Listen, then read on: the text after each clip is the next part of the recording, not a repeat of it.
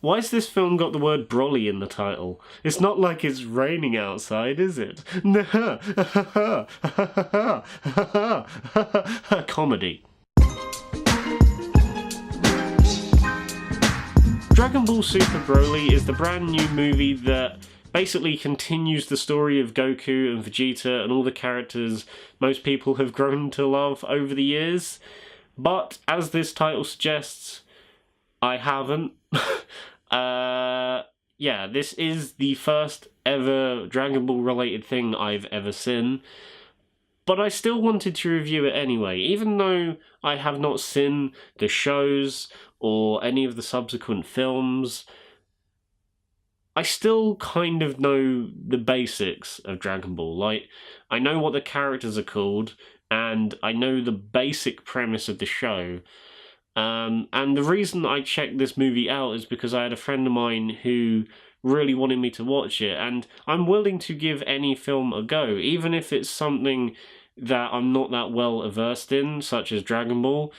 That being said, I do have this mindset of, like, if I'm going to see a film that is a sequel in a franchise, or it's a continuation of a short or long-running franchise, I will try my best 99% of the time to watch all the previous things related to it beforehand. But because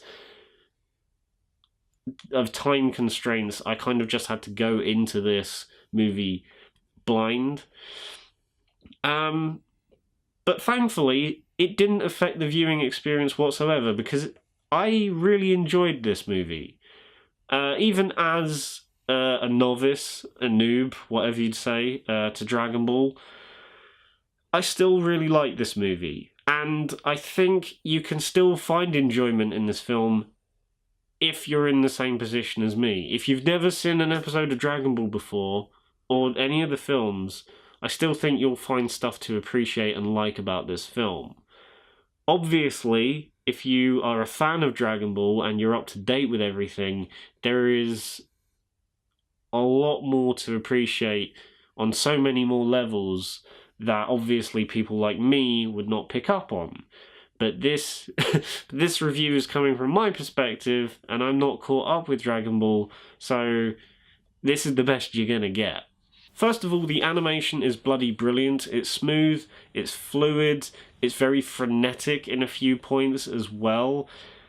But yeah, it also feels a lot rather nostalgic as well. I mean, like I said, I've never seen Dragon Ball ever, but I know roughly what it looks like, especially the older, 80s, 90s versions of, like, the original show.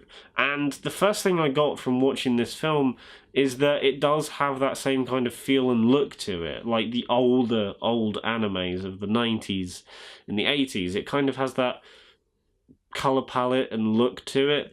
And I presume that's intentional because it really does work. However, the animation really comes into its own, especially in the second half of the film, when the action pretty much just takes over and it's just constant fighting, which is kind of what I was expecting from this film. And yeah, that is where the movie really does pick up, in my opinion. It's relentless, it's incredibly over the top, but it's a ton of fun. The movie is also a lot funnier than I was expecting it to be.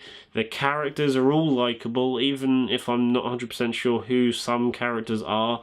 I still think they're all likeable and all very easy to root for, and they're all very memorable in that sense. And also the story is very, very easy to follow. Again, coming from someone who's never seen Dragon Ball or is not caught up with it, it is very straightforward and is very easy to follow in terms of what is going on and who is who. That being said, my main criticism with the film, and I don't know if this is a reoccurring thing with the shows or the films and that, but its pacing is a little bit off. The entire first half of the film is a little bit slow going and takes a while to really get to a point, whereas the second half of the movie is just relentless fighting and exactly what I was expecting to see. And And yeah, it's those two shifts in pace that kind of didn't work for me, because as the first half was still interesting, I was just there thinking, like, when are we going to get to the good stuff? And then the good stuff happened, and it was really fun. And I'm not saying the first half is bad, I'm just saying it could have gone a little bit quicker. But yeah, that is really my main issue with the film. The first half doesn't quite know how fast it really needs to go, or how slow that is. But then the second half comes along and it's just in your face, relentless fighting.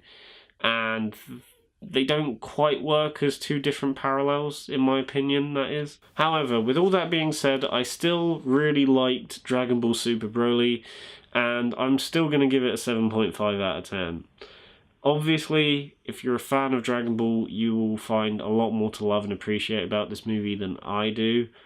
But coming from someone who's not really well versed in the show yet, that is, I do want to get into it, I really did enjoy this film. So guys, that was my review of Dragon Ball Super Broly. I hope you enjoyed it. If you liked the video, then give it a thumbs up and subscribe to the channel if you haven't already. Bye.